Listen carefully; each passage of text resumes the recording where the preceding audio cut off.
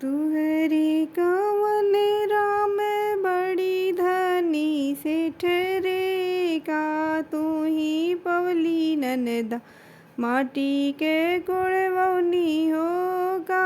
तू ही पवली ननदा माटी के कोड़वनी हो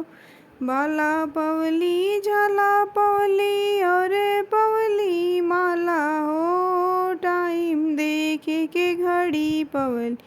माटी के कोड़वनी हो टाइम देखे के घड़ी पवली माटी के कोड़वनी हो साड़ी पहिरी सासुर गैली सासु मोरे पूछे हो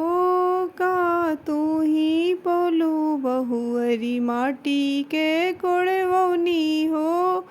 का तू ही पौलू बहुअरी माटी के कोड़वनी हो का तू ही पौलू बहु टीका पवली बाला पवली और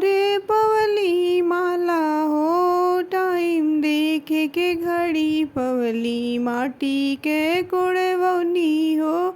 टाइम देखे के घड़ी पवनी माटी के कोड़वनी हो तुहरे कवन राम बड़ी धनी सेठ रे का तू ही पवली ननद